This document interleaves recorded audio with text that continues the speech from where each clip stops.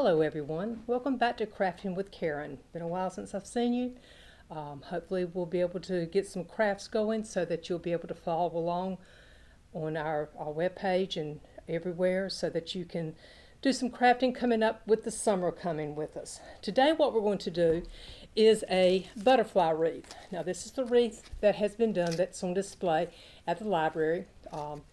Not difficult to do by any means, kind of fun to do actually. So we're going to go over and I'm going to go over the supplies that you need in order for you to do this beautiful wreath. You know, summer's coming, spring's here, warm weather outside and it's oh so nice.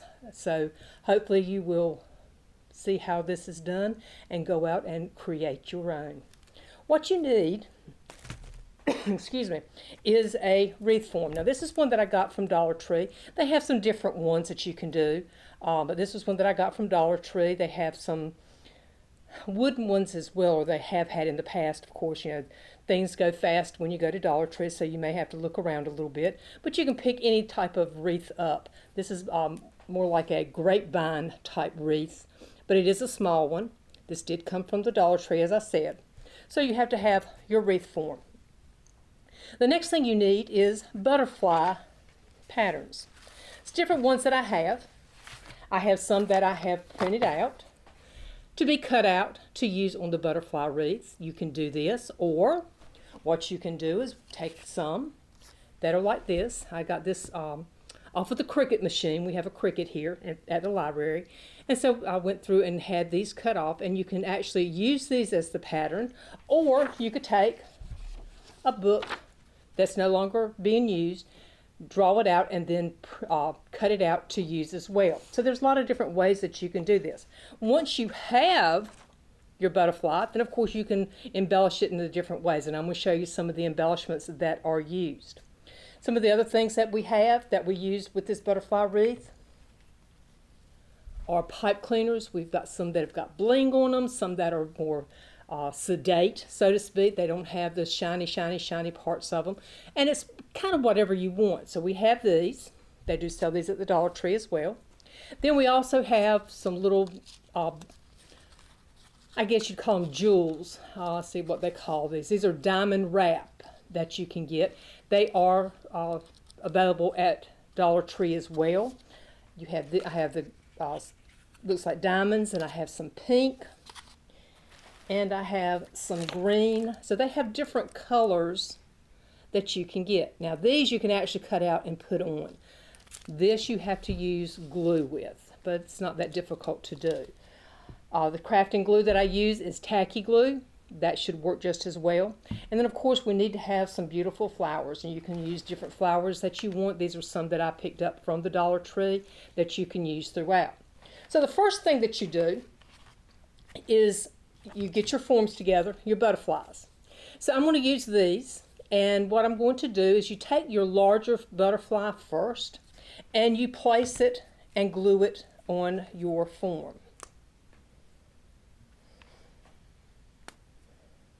Get my glue going so that hopefully it'll come. Yep, there we go.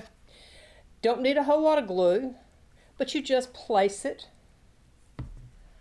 around the form in whatever way you want. Now I've got this one up here. You do need to hold it for a few seconds in order for it to adhere to the form. It doesn't take that long.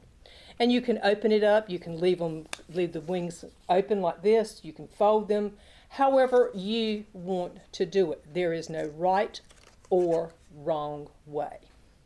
But you just take a little bit of the glue, do it along the spine, and then place it where you want it on the form.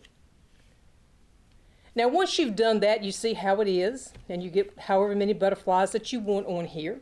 You can go back with the embellishments and put on the different butterflies. You can use the flowers to place them throughout to give it a little bit of pizzazz, and that's what we have done with this one.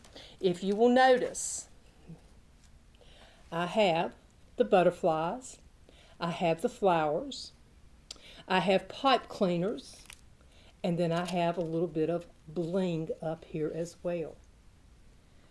Doesn't take long to do, and you can use your creative juices to do this and do it in whatever way you want.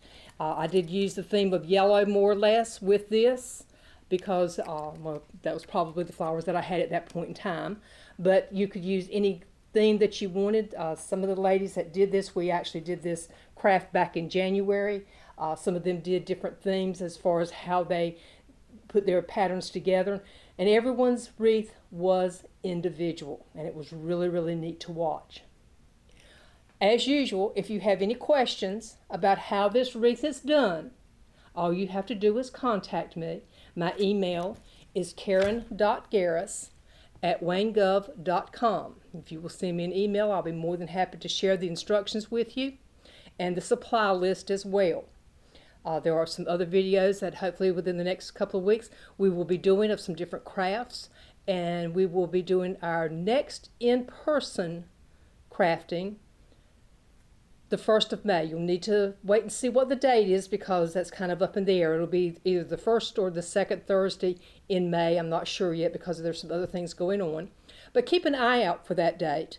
And what we will be doing is taking buttons and creating pictures, as well as taking some material and making little rosettes or roses type things and creating a picture with that. Once again, thank you for joining us and have a good evening.